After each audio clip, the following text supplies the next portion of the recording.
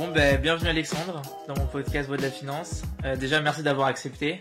Merci à toi pour l'invitation. Donc là, c'est sympa parce qu'on est dans un sorte de salon, chambre, les gens savent pas, mais en fait, on est dans une chambre d'hôtel. Donc merci à Maison Breguet de nous avoir prêté ce lieu-là. Donc déjà, pour commencer, bon, je vais te présenter tout seul, mais on a quelque chose en commun, c'est qu'on a tous les deux fait les SEC. Donc on va en parler de comment est-ce que ce parcours-là t'a enrichi. Mais voilà, est-ce que tu peux te présenter à tout le monde? Ouais, je m'appelle Alexandre Ganon, donc du coup je suis le fondateur de Kiro, et effectivement Marseillais à l'origine. Et puis je suis parti ensuite à l'ESSEC, donc j'ai fait ma prépa là-bas, enfin mon école là-bas. Après prépa, grande école, j'ai aussi fait mes études à Berkeley, et j'ai monté du coup ma boîte il y a maintenant quelques années, 2019. Ok. Donc voilà, rapidement sur le Donc, est-ce que tu peux faire un petit teaser de Kiro, parce qu'on en reparlera plus tard, mais au moins que les gens sachent de quoi on parle là. Ouais, Kiro, c'est une boîte qui est spécialisée dans l'intelligence artificielle pour la biologie médicale. Donc concrètement, si quelqu'un a déjà fait des prises de sang et qu'il a reçu des résultats et qu'il n'a pas tout compris, nous on est là pour aider. C'est typiquement on utilise l'IA pour interpréter automatiquement des résultats et aider justement à aller au-delà de c'est normal, pas normal, et pouvoir justement comparer les patients entre eux et pouvoir justement donner des explications ou en tout cas des interprétations qui aident le patient et le professionnel de santé dans la prise en charge. Et moi c'est très drôle parce que quand j'ai vu que du coup si vous voulez d'une certaine manière vous expliquer en fait ce qu'on a dans une prise de sang. Moi j'avais une petite histoire par rapport à ça. J'ai fait une prise de sang, je sais pas, il y a 1 an, et je reçois le papier, le truc. Donc pas du tout expliqué, hein. Donc il y a pas du tout en lien avec Kiro, hein. D'ailleurs, je pourrais donner le nom du laboratoire pour que tu ailles leur dire. On va regarder ça. Et donc je vois, tu sais, il y a plein de trucs et je vois hépatite B, je crois que c'est un truc au-dessus du sang. Et dispositif. Donc peut-être que ça serait un gros fail, mais positif. Et en fait, je me dis, oh là là, c'est quoi ça, etc. Et en fait, il y avait marqué en bas, tout petit, en italique, normal, parce que t'es vacciné contre l'hépatite B. Je crois que c'est ça. Hein. Et donc, si tu veux, à ce moment-là, j'avais vraiment ce doute, j'avais compris que en 20 secondes, j'étais perdu. Donc en fait, je comprends que à une plus grande ampleur, les gens ils peuvent être totalement perdus, déboussolés, se dire ok, c'est peut-être un truc je comprends pas. Il y a ça, et puis le fait que les gens ils appellent les médecins après, et puis ils sont stressés, et puis encore je pense que t'as fait les SEC, donc je pense que d'un point de vue compréhension ça va. Mais effectivement, c'est quand même des sujets qui peuvent être très compliqués. Et puis pour des patients malades, je veux dire, il y a quand même des gros enjeux. Donc il y a tout un sujet aussi de juste comment en fait, nous ce qui est super important pour nous, c'est un patient, c'est quelqu'un qui est malade, ou en tout cas qui potentiellement a un souci de santé, ou même, il pourrait aussi être en bonne santé et avoir envie de faire un check-up. Mais en tout cas, il y a un sujet avec sa santé. Et aujourd'hui, le problème, c'est que la santé, elle est justement toujours tournée vers la maladie, et jamais tournée vers les services aux patients. Donc nous, l'enjeu, c'est de se dire comment est-ce qu'on peut travailler avec des gens dans l'écosystème.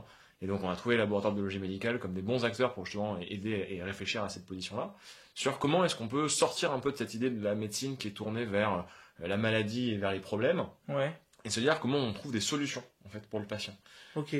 Et notamment en fait la biologie médicale, c'est extrêmement intéressant et puissant pour ça, parce que c'est aujourd'hui 70% des décisions qui concernent le diagnostic et le traitement qui utilisent la biologie médicale.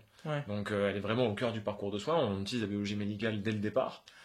Tout le monde a déjà fait une prise de sang dans sa vie, et donc justement être capable de partir de là pour aider les gens dans la compréhension de la santé, c'est vraiment quelque chose où on pense qu'il y a des et moi je trouve que c'est vraiment top, parce que en plus c'est drôle, parce que moi quand j'ai fait les oraux à l'ESSEC, tu sais, il fallait préparer ce petit entretien qui est pas très facile à l'ESSEC, hein.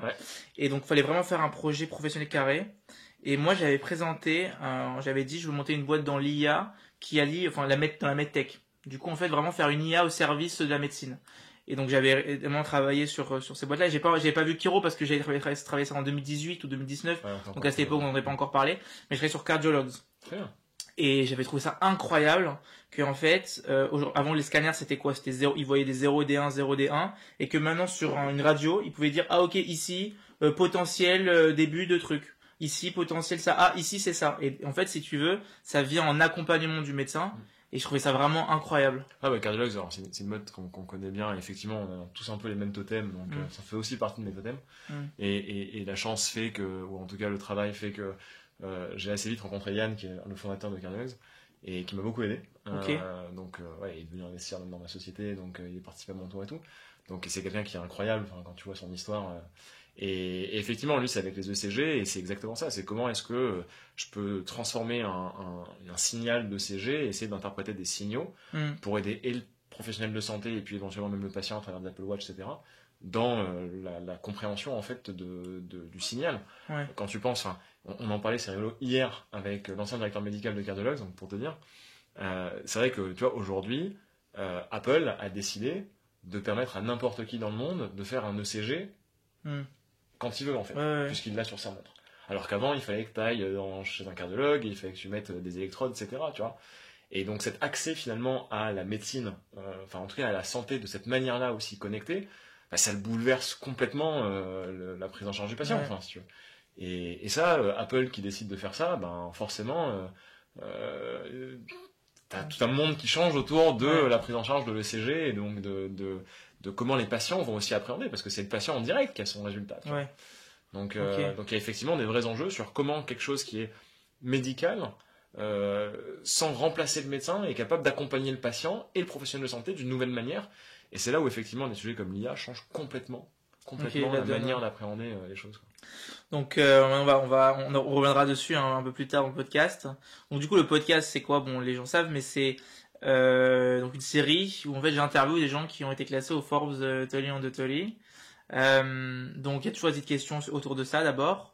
Est-ce que déjà, bon, j'imagine que c'est pour Kiro, mais est-ce que tu peux nous expliquer, selon toi, ou enfin comment est-ce que tu as été classé dans ce classement?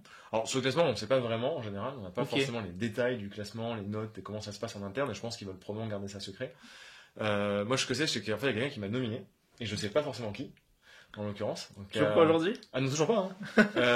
J'ai quelques idées, je me pose quand même des questions, mais je sais qu'il y a quelqu'un qui m'a nommé. Et qui m'a dit, voilà, en fait, c'est quelqu'un qui est suffisamment connu par Forbes pour être crédible, du coup, et qui nomme la personne. Et du coup, t'as Forbes qui te contacte en te disant, voilà, parce que vous avez été nommé, du coup, est-ce que vous pouvez répondre à quelques questions, et vous avez accès à un questionnaire. Donc, on te pose effectivement des questions, et c'est pas tant sur la société, en fait, la start-up que tu montes, parce qu'il y a des gens qui n'ont pas du tout de start-up. J'étais avec un Français aussi dans le même classement. Alors moi c'est un classement européen, Forbes a plusieurs classements. Ouais, exactement, il y en a plein. Alors il y a un classement américain, un classement asiatique, un classement européen, si je dis pas de bêtises. Exactement ce que j'ai appris aussi. Voilà. Et pouvait être acheté en fait par des sociétés qui allaient en faire des Forbes nationaux, quoi. Ok, en fait, en gros, ce que je sais pas, c'est que c'est très rigolo l'histoire. C'est qu'effectivement, donc tu sais, je te raconte ce truc-là, juste, je trouve le truc un peu drôle sur cette partie Forbes. C'est que du coup, tu joues un peu le jeu, etc. Donc, tu remplis des questions, puis on te pose des questions, on t'appelle, on te demande des machins, des vérifications, etc. Et puis, genre, tu te dis, bon, quand même, tu vois, genre, même si tu t'attends pas, tu te dis, c'est flatteur, quoi, tu vois. Et je crois que c'était, et genre, on te dit, voilà, la date où on vous annonce le truc, c'est, je sais plus quand c'était, genre, c'était un truc, je dis n'importe quoi, genre, le 8 mai ou le 9 mai, tu vois. Et là, je vois, genre, le 7 mai, genre, la veille, je vois des gens qui commencent à poster sur Insta des trucs de je suis dans Forbes, trop bien, machin, la couverture, patin, etc. Et forcément, t'es un peu déçu parce que tu te dis bon, c'est pas pour moi, quoi, tu vois, et bon, c'est pas grave, c'est plus ce côté compétiteur, tu vois, t'as joué, et genre tu l'as pas eu. Et donc c'est bon, et donc je dis à la fille en question qui m'avait posé plein de questions, genre des photos, tu vas vachement loin dans le truc. Elle te dit donne-moi des photos, donnez-moi des vérifications, est-ce que ça c'est, vous pouvez confirmer ces choses-là, etc. Et tu te dis, bon, c'est genre super étrange comme process d'aller jusqu'au bout comme ça. Et après, dire en fait non. Et dire en fait non, quoi. Et elle me répond, mais les résultats sont pas du tout sortis, en fait. J'ai dit, mais les résultats sont pas sortis, et le truc français, qu'est-ce qui se passe? Et elle me dit, non, mais nous, on n'est pas au courant du truc français, en fait. Nous, c'est genre le classement européen, et on est assez indépendant, en fait. Ok. Ah, ok, genre, tu vois, et le lendemain, effectivement, j'apprends que je suis dans le truc. Okay, donc c'était assez rigolo, mais genre tu sais l'ascenseur émotionnel, quoi. C'est un peu comme dans les écoles quand t'as fait tes concours, tu vois, que tu te dis mince, ça là je l'ai pas eu, et tu commences à faire tes notes, tes machins, etc. Tu te dis mais si celui-là je l'ai pas eu, ça veut dire que ça j'ai pas ça, et le lendemain t'apprends que t'as l'essai, un truc comme ça, donc voilà, c'est assez. Ok, et donc tu l'as appris tout seul. Ouais, en fait, c'est souvent en fait un peu comme ça, mais pareil, là je sais plus ce que c'était encore récemment. Ouais, on a eu le clash, enfin Choiseul. J'étais dans les 40 entrepreneurs français, en gros, dans un truc en kiosque. En plus, un truc vachement bien fait, quoi, si tu veux, sur les 40 entrepreneurs qui essaient de changer un peu les choses, notamment avec la DT, etc. Et je crois que j'ai appris le matin même, tu vois, en mode, donc le responsable donc, de Choiseul, cette partie-là, qui t'envoie un message pour te dire, bon, prends info, vous êtes dans le journal, etc. Et moi, j'appelle ma grand-mère, je fais de ma mère, écoute, voilà, il faut que tu trouves le journal, c'est trop drôle et tout. Et c'est assez rigolo, ouais. Donc, ouais, en général, c'est pas du tout préparé, et on te dit pas, voilà, alors, surtout garder ça secret. Ça dépend un peu des trucs, mais ça, en général, ouais. Ça prend le jour même. Et c'est pas un copain qui te dit, qu'est-ce que tu fous là, quoi. Et t'as vu un avant et après par rapport à ce classement-là? Non, enfin, en fait, C'est pas un avant, un après. C'est un avant, un après en termes de reconnaissance personnelle et puis avec les gens avec qui tu travailles. D'afficher, quoi. Ouais, enfin, c'est pas une question d'affiche, c'est surtout une question que Forbes, c'est un truc qui est super connu.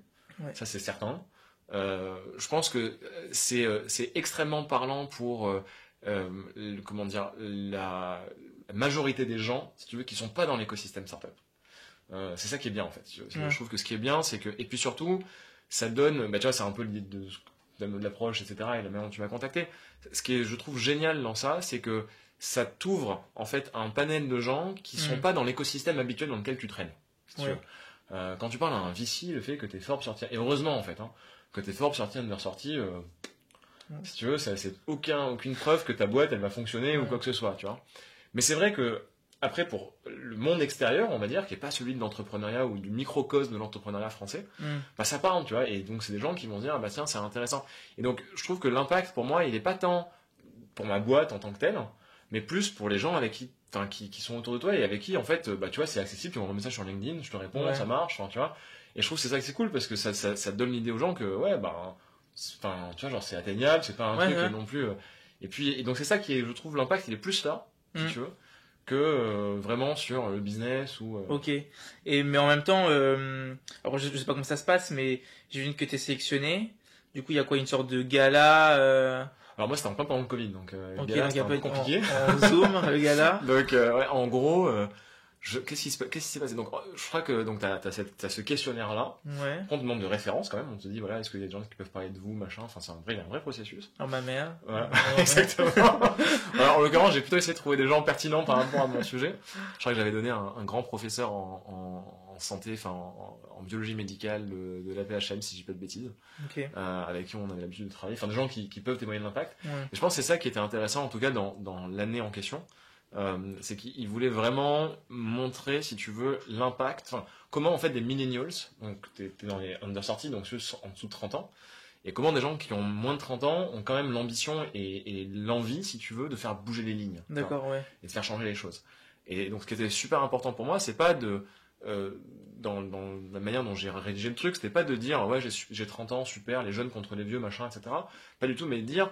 C'est en fait dans les gens qui vont faire des références, qui vont référer en fait ma candidature, c'est des gens qui ont l'expérience et moi je trouve que ce qui avait été le plus marquant pour moi dans mon parcours, c'est une discussion que j'avais eue avec un professeur émérite, donc qui avait un certain âge si tu veux à l'académie, notamment pour un parti de biologie médicale, et qui m'avait dit, la première fois que je l'avais rencontré, c'était grâce à Goranov, qui m'avait dit justement, si vous voulez rentrer, il faut trouver un mec que vraiment vous admirez et vous proposez à cette personne de vous faire une référence pour rentrer à Ego. Et je me rappelle, j'ai dit, celui-là, si j'arrive à le choper, genre, c'est vraiment un truc incroyable. Et je me rappelle, ce grand professeur, je l'avais vu dans un café. Et le premier truc qu'il me dit, écoutez, ça m'a intrigué parce que ce que vous me présentez là, c'est un truc que j'attends depuis 30 ans. Et donc, tu vois, quand tu te dis, ok, il y a des gens qui ont genre vraiment de la bouteille, qui ont de l'expérience, etc., et qui disent quelque chose comme ça, bah, tout de suite, forcément, il te dit comment je peux vous aider. Et c'est pas du coup, moi je suis jeune, j'ai l'énergie, machin, et donc les vieux, ils sont has-been. C'est plutôt vraiment comment est-ce qu'on est capable d'apporter cette énergie-là avec l'expérience de quelqu'un qui l'a, et de créer des choses qui fonctionnent ensemble, tu vois. Et je trouvais que c'était ça qui était vachement intéressant dans ce côté Forbes, si tu veux, sur une sortie. C'est, ok, t'es un millénial, mais t'es là aussi parce que t'as envie de faire changer les choses, quoi, tu vois. Non, mais je trouve que c'est intéressant parce que même au-delà de, on va dire, l'aspect d'être jeune, il y a aussi le fait qu'on puisse se dire, ok, mais Alexandre, t'es pas médecin, tu vois. Et en même temps, sans toi, il y aurait pas eu ça. Et c'est intéressant de voir comment est-ce que, en fait, les spécialistes, donc les médecins, et les entrepreneurs, X commerciaux, les gens des grandes écoles, en fait, peuvent se compléter. Combien de fois aussi j'ai entendu des médecins qui sont plaints sur on n'a pas ça encore dans la médecine, on n'a pas encore ça, on gagnerait énormément de temps. Et finalement ils ne le font pas parce que eux c'est des spécialistes, ils ont pas que ça à faire. Enfin ils ont déjà un sens en fait dans leur boulot, donc c'est déjà aider les gens. Donc en fait monter des boîtes c'est pas leur truc, mais au contraire ils attendent des gens comme ça et c'est intéressant. Ouais, clairement. Et puis après je pense que c'est aussi c'est compléter des compétences qui sont juste différentes. Et je trouve que c'est ça aussi qui est beau quand tu fais une boîte, c'est que une boîte seule ça marche pas. Une boîte, ça fonctionne parce que tu es capable de mettre ensemble des gens qui théoriquement ne devraient pas travailler ensemble. Des ingénieurs qui ont la manière de travailler, avec des commerciaux qui ont la manière de travailler, avec des responsables de la qualité qui ont la manière de travailler, avec des produits qui ont la manière de travailler, avec des médecins qui ont la manière de travailler.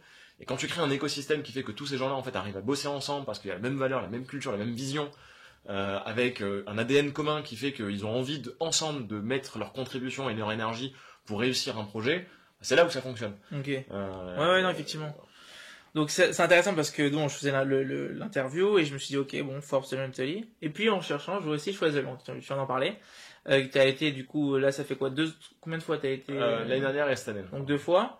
Et là ils ont aussi leur classement, donc c'est quoi j'ai vu sous 40 ans maintenant, c'est ça Choiseul? Ouais, alors je crois qu'effectivement dans les critères de Choiseul il faut avoir un impact, il y en a une centaine je crois, ouais, okay. C'est toutes catégories confondues. Ok. Et c'est effectivement en dessous de 40 ans. Et donc je me dis que ce serait intéressant de manière on va dire assez globale, mais de pouvoir comparer un peu les deux. Est-ce que c'est le même réseau? Est-ce que c'est les mêmes gens qu'on rencontre là-bas? Et quelles sont les différences entre ces deux, on va dire, deux classements X clubs? C'est très différent. C'est-à-dire qu'en fait, si tu veux, Forbes, alors après de ce que j'ai vu, et je passe pas ma vie dans la partie classement non plus, parce que c'est des bonnes reconnaissances si tu veux, mais je pense qu'il faut pas courir forcément après. Ouais. Mais c'est des très très belles reconnaissances. Mais c'est vrai que tu vois, Forbes, c'est une reconnaissance qui est internationale. Tu vas dans le monde entier, les gens ils connaissent Forbes. Donc et donc t'as ce titre là. Après ça a été un peu décrit récemment parce qu'il y a quand même des gens pas forcément recommandables qui ont eu aussi ce classement là. Bon, je pense que malheureusement c'est toujours pareil, c'est qu'on prend les 2-3 qui sont pas forcément bons. C'est exactement bons. Ce que disait un ancien interviewé, exactement. En fait on prend les 1% qui ont fait un truc alors qu'on prend pas le global. Voilà, et je pense qu'en fait si tu regardes au global, enfin moi le premier Forbes Under-30 que j'ai suivi c'était Yann Fleureau chez Nantes Rapid Cardiologues. Okay. Donc c'est forcément tu vois des figures un peu tutélaires où tu te dis ben ok ils t'inspirent en fait ces gens, tu vois. Et je trouve que c'est ça qui est super cool dans ces classements là, que ce soit Choiseul ou Forbes. Forbes en a juste un peu moins, mais c'est que c'est des gens qui sont inspirants et qui peuvent te donner envie. Et je pense que en tout cas je sais pas si j'en suis l'exemple, tu vois, mais Yann ayant été Forbes Under-30, bah c'est sûr que tu te dis ça m'intéresserait, tu vois, ça me plairait de le faire, ça te donne envie et puis bah tu te dis je peux le faire en fait, tu vois. Donc après Choiseul c'est un peu différent. Choiseul c'est français et là pour le coup si tu veux le patron de Choiseul est quelqu'un qui est beaucoup plus présent. C'est-à-dire qu'il y a vraiment des réunions. Alors moi je suis dans la partie Choiseul Sud. On est aussi invité sur les autres Choiseul, notamment Sud, c'est sud de la France. Ouais, sud de la France. De Marseille, ok. Ouais, alors je sais plus que ça couvre le sud exactement, mais effectivement il y a une antenne à Marseille et c'est par région si tu veux. Et tu vois, mais on est invité aussi à Paris. Sur la dernière fois, j'étais sur un sujet sur l'intelligence artificielle. Et tu vois, il y avait des gens incroyables. Il y avait le cofondateur d'Alan, il y avait Paul Midi qui était un député. Enfin, tu vois, des gens vachement pertinents. D'ailleurs, il y a eu beaucoup de lois comment dire, Paul Midi, beaucoup de lois pour les startups. J'ai vu qu'ils sont passés là avec son plan. Et donc, tu vois, ils t'invitent et puis ils te permettent de justement rencontrer ces gens-là et puis de discuter avec d'autres personnes. Et ça, tu vois, c'est quelque chose et c'est extrêmement régulier. Et donc il y a une vraie communauté si tu veux qui se crée avec Choiseul, et ce qu'a réussi en fait Choiseul c'est ça. Donc c'est un peu différent si tu veux de Forbes. Je pense que les deux sont pas grand chose, enfin c'est deux choses différentes, difficilement comparées quoi si tu veux. Les deux apportent de manière assez pertinente. Et puis après tu as Forbes, on a un Slack avec tous les Forbes du monde entier avec qui tu peux discuter, échanger, partager des tips. Okay. Bon, maintenant pour cette seconde étape de l'interview, on va faire un petit jeu. Donc c'est le jeu de qu'est-ce que tu as de. Donc on a parlé un peu avant, comme ça je t'ai briefé, mais en gros c'est qu'est-ce que tu as de, par exemple de France. Bon, la question n'est pas là, mais qu'est-ce que tu as de français, et tu dirais bon je sais pas, j'ai cet aspect-là, etc.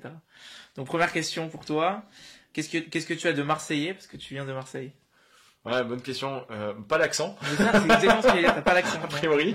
J'essaie de me soigner pour ça. Non, je plaisante. Non, je pense que ce que j'ai de Marseillais, c'est l'amour pour l'OM, on va dire. L'amour pour l'OM. Je pense que c'est important. Ouais. Je suis désolé, hein, mais bon, en ce moment, ça va pas super bien. Mais moi, je viens de Toulouse, donc tu vois, j'ai jamais été dans ces débats PSG-OM. Je les ai d'ailleurs pas jamais compris.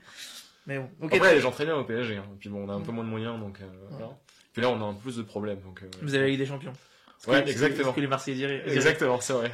Ouais. Qu'est-ce que tu as de préparationnaire, parce que c'est aussi super intéressant, tu as fait une prépa, et puis les prépas c'est quand même une vraie expérience. Ouais, c'est une vraie expérience.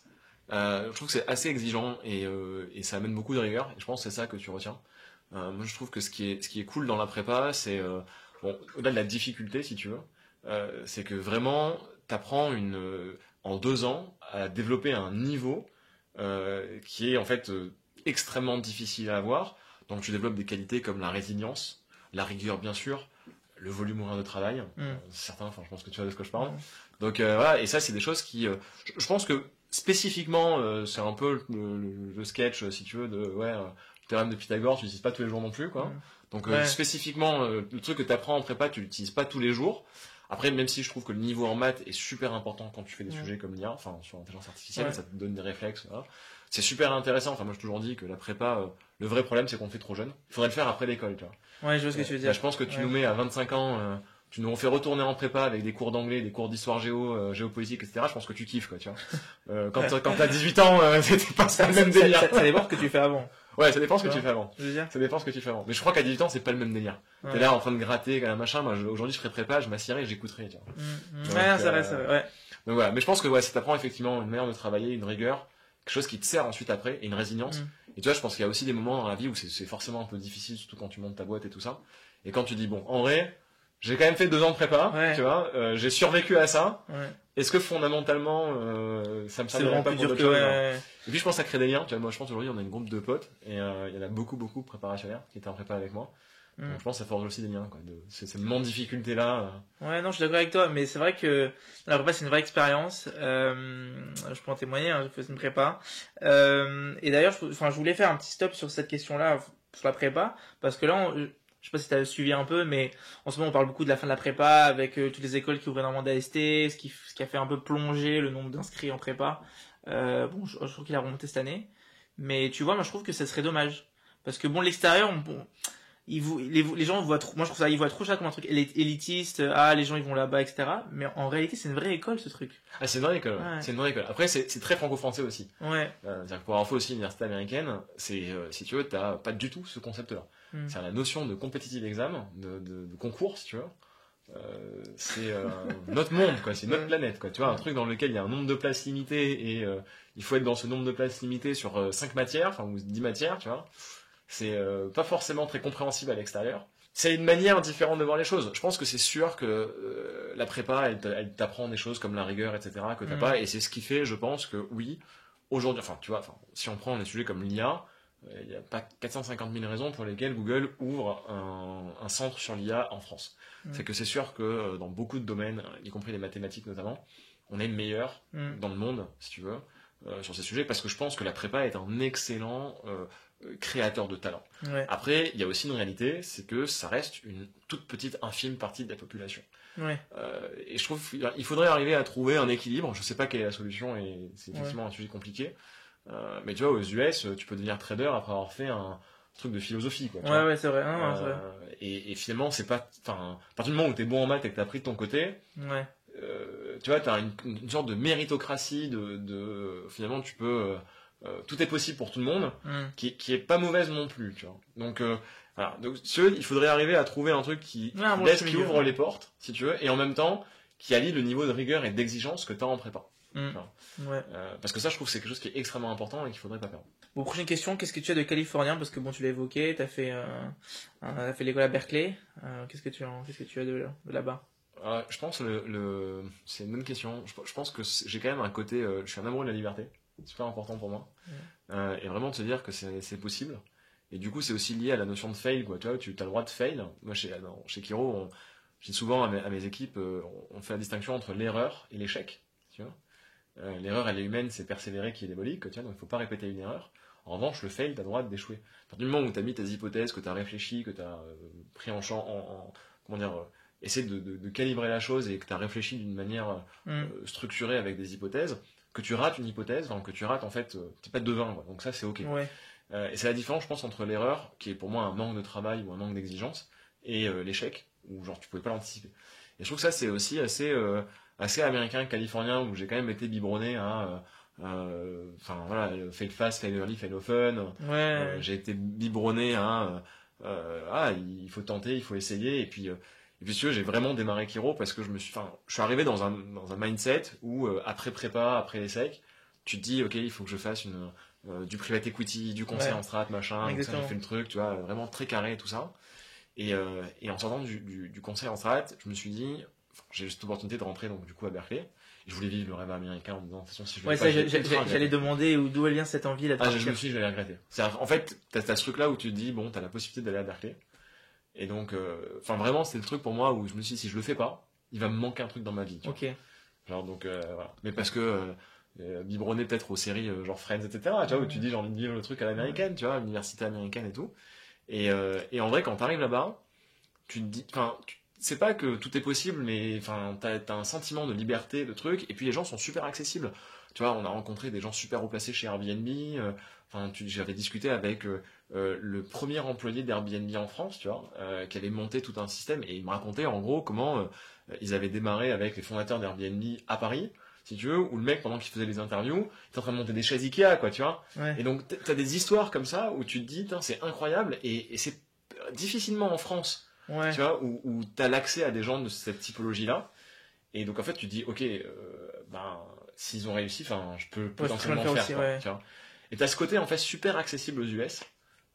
Qui t'a aidé énormément. Qui, je trouve, si tu veux, il m'a permis de faire le leap of faith que j'aurais jamais fait si j'étais resté en France. Tu vois. Non, mais c'est vrai, mais bon, ouais, après, t'as été grave accessible avec moi, tu vois, je t'ai envoyé un message, t'as accepté. Ouais, je pense que c'est important de. Mais c'est aussi ce côté-là, les gens ont accepté de t'écouter, et de la même manière, maintenant, tu acceptes de venir. Ouais, je pense que c'est super accessible, quoi. C'est super important de transmettre, quoi. En tout cas, ce que moi, on m'a autorisé à pouvoir faire, de pouvoir le faire avec d'autres, quoi. Je trouve que c'est. Et je voulais rester un peu sur ce moment-là, californien à Berkeley, parce que, en lisant quelques articles de toi, ça a été vraiment un moment, comment dire, charnière dans l'idée même de faire ta boîte, en fait. Ouais. Alors, je sais plus exactement, si je me rappelle bien, c'est quoi? C'est que tu rentres, là-bas, tu suis des cours, voilà. Tu suis des cours d'IA, X bio, biotech, etc. Et puis tu te rends compte un peu de ce pain là. Alors, en compte de ce pain, c'est un peu particulier. En fait, j'ai toujours été. Moi, je suis une fille de médecin, donc si tu veux, j'ai biberonné avec mes parents médecins, mes sœurs médecins. Ah ouais, donc pas entrepreneur. Alors, c'est des entrepreneurs à leur manière, mais moins dans l'esprit. Non, mais on va dire pas tout entrepreneur. Ils vont pas te dire vas-y monte une boîte. Ils sont plus au-dessus moi, c'était la stabilité. Moi, j'étais à Marseille dans un lycée, un petit lycée, si tu veux, où il y avait une classe de terminale S, dans lequel 80% des gens ils allaient faire médecine après, tu vois. Donc c'est assez c'était pas forcément le truc de je monte à Paris pour faire une prépa, t'es un peu l'ovni, quoi. Ah oui, donc déjà monsieur se rebelle parce qu'il va en prépa. C'est exactement ça. C'est exactement ça. C'était exactement ça. Et donc si tu veux, bon, déjà t'arrives, tu fais prépa, machin, etc. Et effectivement, donc quand j'ai commencé l'ESSEC, si tu veux, j'avais ce truc de est-ce que à l'ESSEC, tu sais, au début t'as la centrale, je sais pas si c'est toujours le cas. Oui, il y a les parcours scientifiques, voilà. Centrale, ENSA, etc. Exactement. Et moi j'étais là en train de me dire putain, mais quand même centrale, c'est un beau truc, machin. Et puis quand je suis rentré à l'ESSEC, j'avais un proche qui avait fait centrale et qui était genre trader à New York, etc. Et voilà, et il me dit, tu vois, genre un peu le truc. Puis moi en plus c'était genre 2010-2012, tu vois. Donc c'était un peu le moment où la finance était quand même vachement important, enfin tu vois, donc et donc je me dis bon, ça vaut peut-être le coup, tu vois, de faire centrale et tout ça. Et puis quand tu commences à voir, donc j'ai commencé le parcours maths à l'ESSEC, et qui est ultra compliqué. Et tu vas faire la physique chimie en plus. Ouais, c'est exactement ça. Et donc si tu veux, t'as tout ce parcours qui est ultra complexe. Et là, mon mentor à l'ESSEC, Olivier Fourcadet, je me rappelle encore de la discussion que j'avais avec lui. Vous avez des mentors, hein? Ouais, on avait un mentor, on avait un gars qui nous suivait pendant la PI, on avait une bachelor, et il te suivait en gros, et il pouvait, tu avais des rendez-vous avec lui assez réguliers. Alors, soit moi, j'ai pas vu les mails, soit on a plus ça. Alors, je préfère rester dans c'était peut-être il y a quelques années. Mais en gros, si tu veux, et donc lui était vétérinaire. Ok. Et prof de strat à l'ESSEC. C'est ça, et il avait un charisme, et il a toujours un charisme incroyable, si tu veux. Et je me rappelle de ce premier truc où il nous raconte, mais tu sais, des trucs genre, je crois que c'était encore l'histoire de comment il fallait prendre la température à une tortue, tu vois. Bref, il te raconte des trucs, genre juste de la vraie vie, tu vois, sur de prépa, t'es un peu dans ton monde, etc. Et des trucs super charismatiques, et à la fin, je lui dis, voilà, j'ai ce dilemme-là. Qu'est-ce que vous pensez? Il me dit, écoute, ça dépend ce que tu veux faire. Et le parcours, en fait, l'ESSEC, c'est une super bonne école. Si tu veux faire de l'ingénierie après derrière, oui, ça aura du sens. Mais bon, à l'époque, la data science, tu vois, en 2012, genre, c'était lunaire, quoi. Ça personne n'en parlait, quoi, tu vois. Donc, écoute, teste avec les maths, regarde, mais t'as aussi un autre parcours à l'ESSEC. L'ESSEC va te proposer plein de choses, typiquement des voyages, etc., et puis voyager à l'étranger, et puis découvrir d'autres choses. Ouais. Ça peut être aussi potentiellement intéressant. Et donc, effectivement, je me suis dit, bon, et j'ai commencé à faire ce parcours maths. Et je me suis dit, ok, t'es vraiment, en fait, soit tu pars à l'étranger et tu découvres le monde, alors que quand t'es Marseillais et que t'arrives à Paris, c'est déjà une autre découverte, quoi, si tu veux. Soit alors, tu fais effectivement une école d'ingé. Et puis j'ai choisi plutôt au départ la partie découverte, tu vois, donc je suis parti à Singapour, à Londres, etc. C'est parti à Bocconi aussi, j'ai vu. Ouais, j'ai fait Bocconi aussi. Donc là, genre j'ai essayé justement, mais je voulais un peu ouvrir mes chakras et puis découvrir plein de choses possibles. Et c'est vrai que du coup ces maths m'ont toujours plu. Pour moi c'était super important les maths, un truc qui m'a vraiment plu si tu veux, déjà en prépa et puis après. Et donc j'ai fait effectivement ce cours à l'ESSEC sur les stats. Et ce cours-là était pour moi des trucs là, genre comment on prédit les ventes d'un iPhone, tu vois, des choses assez intéressantes avec des modèles de base, de diffusion et tout. Et c'est à ce moment-là où je me dis, ok, il y a vraiment, dans les estimateurs, tu vois, dans la statistique, il y a des choses extrêmement intéressantes, extrêmement puissantes, et en fait qu'on n'arrive pas forcément à intégrer dans la vie de tous les jours. Et donc, j'avais ce côté-là qui me plaisait par le côté mathématique, et j'avais aussi le côté médical de par ma famille, qui me plaisait beaucoup. Et donc, j'étais toujours à l'ESSEC en train de me dire, quand je voyais un cours, comment je fais pour allier ce côté maths avec ce côté médecine, etc. Et puis, quand je partais à Singapour, pareil. Et au début, je voulais appliquer les maths dans la finance. Enfin, tu vois, donc j'ai fait de la finance assez poussée, des trucs vraiment très, très intéressants sur la partie financière. Et à un moment donné, quand je me suis dit, ok, bon, la finance, c'est une chose, et je suis rentré en conseil en strat. En fait, assez vite, je me rends compte que chez Wyman, il n'y a pas de santé dans la pratique à Paris, enfin, dans le bureau à Paris. Et donc, je me suis dit, bon, c'est un peu dommage. Et je voulais vraiment, vraiment faire de la santé. Et donc, avant Wyman, j'ai du coup fait le parcours central ESSEC sur la partie data science. Donc, il y avait une école, en gros, une chaire de business analytics. Voilà. C'était le début, je crois, on était la première ou deuxième promo. C'est Accenture, aujourd'hui, c'est Accenture qui peut le partenariat. Avec Nicolas Gladys, tu veux, et puis pareil, tu vois, dans des figures tutélaires de l'ESSEC qui te marquent, des gens comme Nicolas te marquent vraiment aussi beaucoup, tu vois. Et donc voilà, donc tu te rends compte qu'il y a des choses à faire sur la partie santé. Et nous, à ce moment-là, on est dans un groupe de gens avec qui j'ai toujours des contacts, tu vois, et qui ont beaucoup monté des boîtes dans la santé.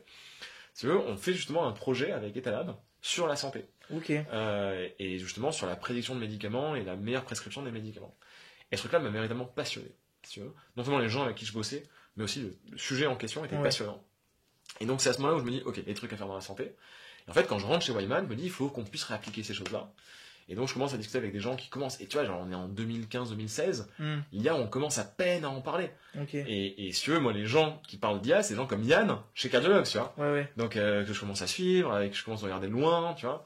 Et donc, il y a un peu ça, si tu veux, qui se passe. Et cette partie data analytics, en tout cas, data, je me dis, ok, il y a des choses à faire sur ce domaine-là. Je vois que c'est pas possible chez Wyman. Et donc, forcément, quand j'arrive à Berkeley, là, je commence à me dire, ok, comment c'est possible?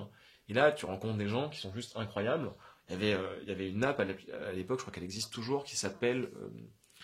c'est une sorte d'app un peu comme de dating, mais pour le professionnel. J'ai pas le nom, et le fondateur va me tuer, parce que je sais qu'on sait sur LinkedIn. Désolé, en plus, je connais le nom du mec, et je connais pas le nom de l'app. Tu connais le nom du mec, c'est bon. Shaper. Voilà. Et cette app, en gros, aux US, elle marchait super. Mais ça, c'est quoi? C'est comme si tu ouais, exactement. Par exemple, je sais pas, partenaire chez tel truc. Non, alors genre, je sais pas, tu domènes des pronoms ton profil, je sais pas exactement comment ça fonctionne, et on te recommande en fait des profils, si tu veux, de mecs, de filles, si tu veux, qui sont dans ton domaine d'activité, avec qui ça peut être intéressant de discuter. C'est fou ce truc, c'est excellent. Et tout basé sur la sérendipité, tu vois, le fondateur, il te raconte en fait que, en gros, je crois qu'il avait une histoire où il avait rencontré une femme dans un avion, et que genre le hasard avait fait que genre il avait passionné, si tu veux, de la rencontre. Et c'est un peu sur cette idée-là qu'il s'est dit, professionnellement, on peut le faire. Et lui, il avait monté une boîte, je sais pas si ça adopte un mec ou un truc dans le genre, si tu veux, un mode de dating aussi. Et donc, il fait ça pour le professionnel. Et genre, j'ai rencontré des gens avec cette app, mais incroyable, et notamment un des gars super haut placé chez Zebra Medical. Et Zebra, c'est une des premières boîtes, justement, dans la radiologie, une boîte israélienne, et le gars faisait son PhD à Berkeley. Et je prends un café avec lui, et je discute avec lui, et c'est comme ça, si tu veux, tu te rends compte aussi qu'il y a des choses incroyables à faire dans ce domaine de l'intelligence artificielle en santé. Et donc, naturellement, si tu veux, je me dis, comment je pourrais appliquer l'IA en santé? Et en fait, sur la partie biologie médicale, ce qui était pour moi important avec ma famille de médecins, si tu veux, c'était que le corps n'est pas déconnecté. C'est-à-dire que ce qui est super difficile, je trouve, dans la santé, dans l'IA en santé telle qu'elle a été pratiquée avant, c'est qu'on faisait des choses extrêmement silotées. L'IA pour le rein, l'IA pour le cerveau, l'IA pour le cœur, machin. Et le corps humain, il fonctionne dans un tout, tu vois. Et donc je me dis, qu'est-ce qu'il y a la vision holistique de ce tout? Et c'est vrai que la vision holistique, elle est dans la radio, parce qu'on voit le corps humain en entier, et dans la biologie médicale. Et en discutant avec Amir sur ce sujet en fait de Zebra, il me dit, écoute, voilà, la radio, je dis, c'est un truc, c'est la vision, c'est computer vision. C'est assez. C'est cardiologues un peu ce qu'ils font, non? C'était plutôt du signal, je pense, sur le CG cardiologues. Mais c'était effectivement concentré sur le cœur. Et il me dit surtout, écoute, on vient de lever 20 millions avec Google, donc tu peux toujours essayer si tu veux. Bon courage. Mais bon courage, quoi, tu vois. Et je me dis, ok, il y a peut-être d'autres trucs à faire. Et à cette époque-là, j'avais un copain à l'ESSEC qui était vétérinaire, et avec qui je discute. Et on commence à discuter un peu de la biologie médicale, etc. C'est des trucs qui me trottaient dans la tête. Alors à l'époque, à Berkeley, il y a le spectre de Theranos. Il faut savoir qu'on est en plein 2017. Parce que, ah oui, Theranos, c'est quand que ça a pété le scandale? À ce moment-là, où moi je rencontre des gens à Berkeley. T'arrives, alors j'ai un truc avec le sang. C'est exactement ça. Ouais, ça va pas le faire. C'est exactement ça. Et puis surtout, tu rencontres en fait des gens à Berkeley qui viennent de cette boîte, quoi, tu vois. Et donc, ils sont un peu dans cette période-là, mais qui croient, en fait, si tu veux, dans l'idée que le sang comporte aussi une information qu'on peut aller chercher, tu vois. Ok, ouais. Donc, il y a un peu ce truc un peu bizarre, si tu veux, dans lequel, bon, Theranos, il faut pas suivre, mais il y a des trucs à faire quand même sur l'idée, si tu veux, de la prise de sang, tu vois. Ouais. Donc voilà. Et donc, en fait, tout est un peu mélangé dans ce moment-là. Et en fait, si tu veux, je me dis, ok, là, il y a un truc à faire dans ce domaine. T'as plein de signaux, en fait. Ouais, et après, tu creuses et puis tu regardes des sujets, tu vois. Moi, les sujets qui étaient super intéressants à ce moment-là, je lisais beaucoup de papiers, c'était sur les valeurs de référence. Tu vois, c'est juste quand tu prends le concept d'une valeur de référence, quand tu fais une prise de sang, et que tu te dis, bah, en fait, cette valeur de référence sur le côté, elle est basée juste sur l'âge et sur le sexe du patient. C'est-à-dire qu'en gros, t'as des buckets, et au-delà d'un certain âge, en fait, je crois que c'est 65 ans, c'est tout le monde pareil. Moi, je me dis, attends, mais mes parents, ils vont avoir 65 ans, tu vois. Attends, ils sont quand même jeunes, tu vois, genre entre comparer eux et les gens de 90 ans, t'as quand même un espace. Et c'est le même bucket de patients, si tu veux, quand tu regardes des examens de biologie médicale. Ok. Et pareil, et tu compares pas, en fait, des patients selon leur profil, tu compares juste des patients selon leur âge et leur sexe. Ouais, des critères un peu, comme ça, factuels. Et donc, je me suis dit, bah, c'est dommage, on perd du signal là-dedans, quoi. Tu vois. Donc, comment est-ce qu'on peut creuser ce truc-là? Et c'est aussi de fil en aiguille où tu te rends compte que c'est un domaine qui est passionnant. Et puis surtout, c'est le chiffre que je te donnais au début, c'est 70% des décisions médicales aujourd'hui qui sont fondées à partir de la biologie. Tu vois, par exemple, une prise de sang. Donc, si je comprends pas cette information, en fait, je peux prendre de très mauvaises décisions in fine. Ok. Bon, reprenons un peu ce petit jeu. Un peu le... non, mais on va revenir dessus. Mais en fait, tu vois, je pensais pas te la poser, mais en fait, si, qu'est-ce que tu as de français? Parce que donc, je me rappelle, tu dis que en fait, finalement, tu décides de monter la boîte en France parce qu'il y a l'idée que c'est plus simple déjà de monter une boîte en France qu'aux États-Unis, et donc j'ai envie que tu reviennes dessus. Et aussi parce que pour toi, c'était aussi important d'avoir cette souveraineté-là. Ouais. Donc, toi, je te demande qu'est-ce que tu as de français, d'où la question. Donc, est-ce que tu peux me dire qu'est-ce que tu as de français, et puis revenir sur pourquoi c'est plus simple en France et pourquoi la souveraineté c'est important. Plus simple en France, je sais pas. En tout cas, c'est sûr qu'en France, on a des meilleurs talents, moins chers qu'aux US. Ok. Donc ça, c'est déjà un sujet qui est assez important. Deuxième sujet, c'est qu'en France, on a quand même des aides quand tu démarres une boîte. Alors, c'est sûr que d'un point de vue valo, aux États-Unis, de par, alors c'était vrai à l'époque, peut-être un peu moins vrai aujourd'hui, mais de par les exits potentiels, aux US, tu as juste des valorations qui sont plus grosses, un marché qui est aussi plus gros, et donc du coup, c'est plus facile de faire des grosses boîtes aux US que ça l'est en France. Ça, c'est vrai. Mais en France, tu as aussi des aides au départ qui sont beaucoup moins dilutives. Je te donne un exemple, quand tu démarres une startup, tu as BPI France qui est là et qui peut te donner de la subvention, si tu veux, à partir du moment où tu as un certain niveau de fonds propres. Donc c'est ça qui est difficile à aller chercher quand tu démarres, tu vois. Moi j'ai fait du réseau entreprendre, des choses comme ça. Mais en fait, tu peux aller chercher des subventions, donc en gros de l'argent qu'on te donne, si tu veux, pour monter un projet. Et ça sans perdre 1% de part. Et ça, c'est quand même extrêmement incroyable, si tu veux, de pouvoir tester une preuve de concept, tu vois, itérer sur des sujets, avec l'État qui t'aide, si tu veux, et sans te diluer. Parce qu'aux États-Unis, si tu veux, si tu veux démarrer, il va falloir que tu lèves 1 million, mais t'as juste rien, tu vois. Enfin, ou alors, et le problème, c'est que c'est super difficile. Donc, t'as cette question de, est-ce que finalement, je veux un truc qui est beaucoup plus gros, mais avec un peu moins, ou est-ce que je préfère finalement essayer de tester et itérer plus facilement en bootstrapant. Et ça, paradoxalement, c'est aussi aux US que tu l'apprends, tu vois. Aux US, on t'apprend à bootstrapper, tu vois, à vraiment commencer à lever et à être un peu all-in quand tu commences à avoir quelque chose qui est assez stable et clair, tu vois. Okay. Et que finalement, tu as des moyens assez faciles en France, en tout cas beaucoup plus faciles, pour bootstrapper, c'est-à-dire pour vraiment utiliser de pas beaucoup d'argent, mais suffisamment pour tester. Et je pense que c'est aussi vachement important de tester avec des moyens contraints. Tu vois, quand tu récupères une bourse French Tech à 30 000 euros, paradoxalement, ça te contraint dans ce que tu dois tester, donc dans te focus, plus facilement que si tu lèves 1 million d'euros, si tu veux, et où tu te dis, par quoi je vais commencer, tu vois. Et ça, c'est aussi un problème des entrepreneurs où souvent tu dis, j'ai plein d'argent, je vais lever, et donc du coup, je vais pouvoir faire plein de trucs. Finalement, t'es encore plus perdu que l'embarras du choix. Ouais, exactement. Et donc, c'est là aussi où t'as ces difficultés. Donc, je pense que ça, c'est un point important pourquoi je suis rentré en France. Les compétences aussi françaises. Et puis après, je pense qu'en France, on a aussi des vrais sujets. Je pense que la santé en France, je la comprenais en tout cas beaucoup mieux en France qu'aux États-Unis. Elle est ultra complexe aux US. Okay. Et puis on a un modèle français qui est assez spécial et qui est quand même assez vertueux.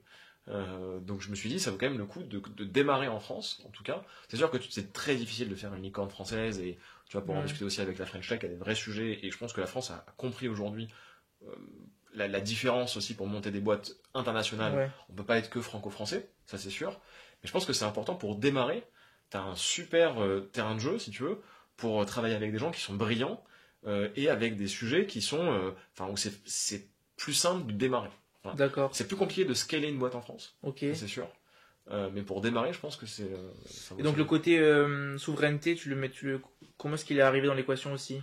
C'est plus après coup. Ouais, après si tu veux, c'est aussi un sujet où, on est un petit pays mais qui a un gros rayonnement à l'international, si tu veux, avec des vraies compétences. Et je pense que ça vaut le coup, si tu veux, de se dire, ok, je peux développer quelque chose dans. C'est bête à dire, tu vois, mais le pays qui m'a permis d'avoir une éducation, dans le pays qui m'a permis d'avoir aussi des médicaments quand je suis malade, qui m'a permis, tu vois, j'ai eu des soucis de santé à Singapour. Bah, t'es quand même content, si tu veux, quand t'es en France, et d'avoir une santé qui est là, et ça se finance, quoi, si tu veux. Bien sûr, Donc voilà, et puis te dire que, plus globalement, c'est aussi ce qui a permis à mes parents, moi, tu vois, mon père, il a une famille d'immigrés, c'est ce qui a permis aussi à mon père, dans une famille de 11 enfants, d'être médecin, tu vois, alors que ses parents parlaient pas français. Tu vois, donc, je sais pas si c'est ça la souveraineté, mais t'as un côté où, tu dois quand même un peu rendre à un moment donné à ce qu'on t'a donné, tu vois. Donc, ouais. Donc, je suis d'accord avec toi. Et donc c'est intéressant parce que là, j'ai en tête toute l'histoire. Si tu rencontres à Berkeley, donc tu rencontres plein de personnes, t'es stimulé, tu rencontres Amir, tu rencontres plein de gens, etc. Puis j'ai l'impression que, donc ce que j'ai lu, tu rentres en France, tu rentres à Marseille. Et là, c'est le bordel. Alors c'était comme ça. Tu vois. Là c'est. Qu'est-ce qui se alors, qu'est-ce qu'il y a? C'est comment dire, c'est un moment qu'un entrepreneur va vivre, ça, ce moment-là de. Je sais pas, je pense qu'on a qu'une seule boîte à mon mais c'est difficile, mais. Parce que qu'est-ce qui se passe en fait? Juste t'arrives dans un écosystème qui est ultra dynamique, si tu veux. Sauf que moi, tout l'argent que j'avais mis de côté, économisé pour vivre, en fait, exactement. Et juste pour vivre aux États-Unis, j'arrive en France, j'ai plus un rond.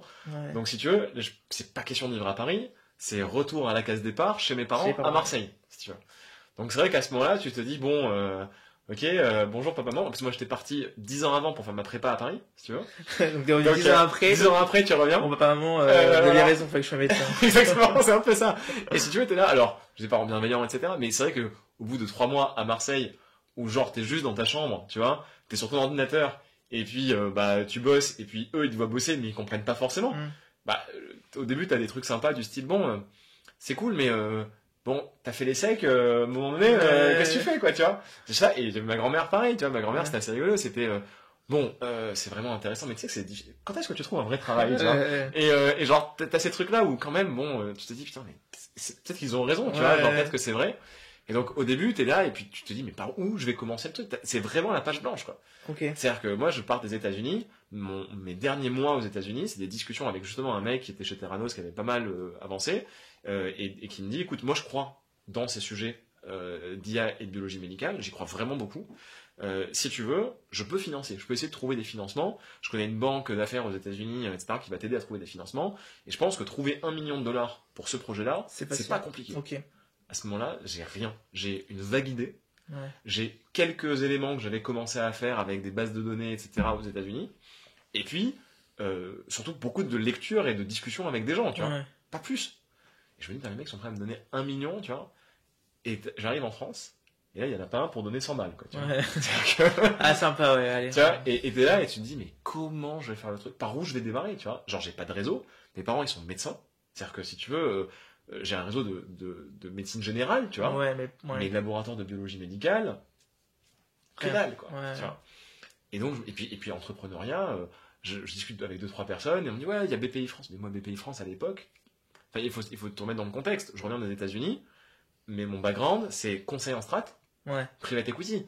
Donc je te fais un BP du feu de Dieu si tu veux, tu vois. Le 6 mois à Singapour aussi. Ah ouais, et donc tu vois, je fais des trucs. Le BP, je t'aurais fait un BP avec 14 pages, machin, EBITDA et tout ça. Mais alors BPI France, c'est par où tu démarres, la vraie vie, mais voilà. Et donc là, je me dis, écoute, comment je fais? Et alors c'est là où les réseaux, machin, etc. Et c'est vrai que ça aide. Je reçois un message d'ESSEC Alumni qui me dit, écoutez, voilà, on organise une crêperie, un machin, etc. Et alors ça, je me rappellerai, mais longtemps, si tu veux. J'arrive dans cette crêperie, et je me dis, mais qu'est-ce que je fous là? Et tu sais, c'est que des secs de Marseille, tu vois. Genre, c'est des mecs qui vivent leur vie, leur meilleure vie, tu vois. Et pas du tout les Parisiens, tu sais, qui sont dans une banque d'affaires, etc. Et donc là, genre, Et ambiance super chaleureuse, tu vois, avec des gens genre ultra bienveillants qui se connaissent, etc. Et là, chacun se lève pour raconter le truc, et ça fait un peu genre alcool anonyme, quoi, tu vois. Et genre, chacun raconte son histoire, et moi je me dis, mais qu'est-ce que je vais raconter? Et là, je suis dans une déprime, mais totale. Je me dis, genre, écoutez, franchement, je sais pas ce que je fous là. Je reviens des États-Unis, j'essaie de monter une boîte, mes machins et tout. Et franchement, quand j'écoute mon pitch, genre, je me fais de la peine, quoi, tu vois. Et je me dis, mais c'est pas possible. Et là, j'ai une femme, Marion Rousseau, j'ai vraiment, tu vois, genre des trucs, j'ai des souvenirs, qui me dit, écoute, moi, je vais t'aider. Et j'ai quelqu'un qui potentiellement peut t'aider, et elle me met en relation avec une autre femme qui s'appelle Vanessa De Vanucci, qui montait un incubateur à cette époque-là, mais genre, une femme brillante, chercheuse à Hawaï et puis au Japon, et qui me dit, je monte un incubateur avec Lynn Polizzi, qui à l'époque avait Jaguar Network, etc. Et elle me dit, écoute, voilà, moi je peux réfléchir avec toi pour t'aider, pour un peu t'orienter dans le sujet. Et Vanessa d'ailleurs est venue en messe chez moi, enfin si tu veux, on s'aide, et c'est des rencontres comme ça, si tu veux, qui font que tu te dis, ok, je démarre comme ça. Et puis Vanessa qui me fait rencontrer un gars aussi à Nice, qui me fait rencontrer des gens. Enfin, et puis tu démarres comme ça, quoi. Tu vois, des réseaux, machin, etc. Et tu construis tout à la mano, quoi. Ouais, c'est excellent. Donc, ouais. Et après, c'est le début de l'aventure, et puis ça se passe. Parce que, bon, je voulais en parler après, mais donc après, tu vas quoi? À partir de ce moment-là, combien de temps après tu lèves de l'argent?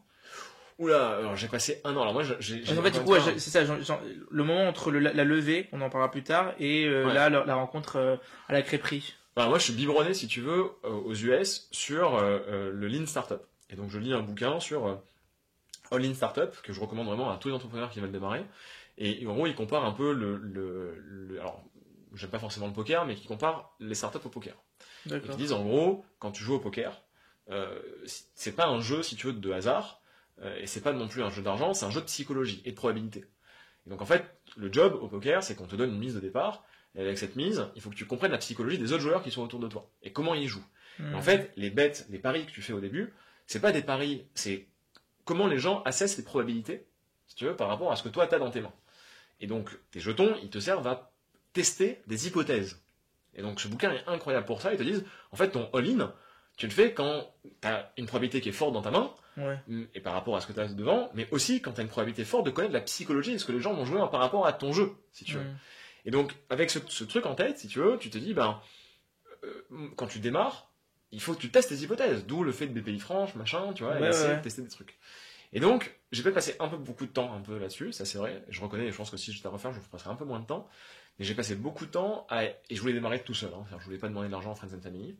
Donc, tu montes ça tout seul? Ouais, et donc, si tu veux, je voulais pas demander d'argent à mes parents ou à ma famille.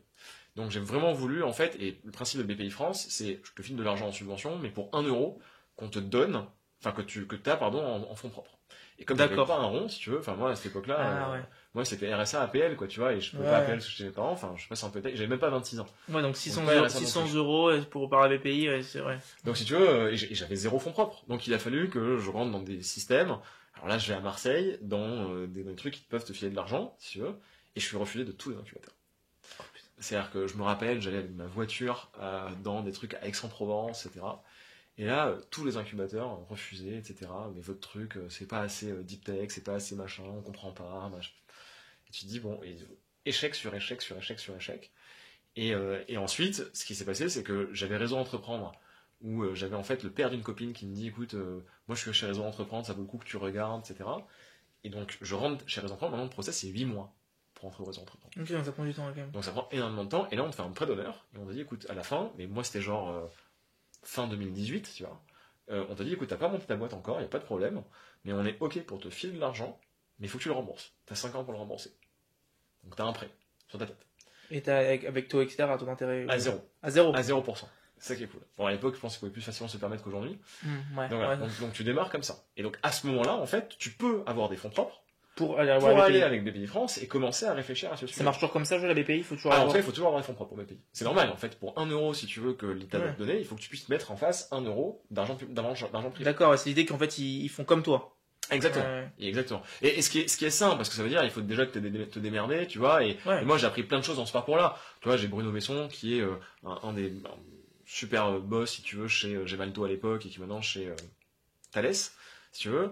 Et Bruno, c'est un ingénieur. Bon, il gérait 250 personnes à l'époque, enfin un truc incroyable.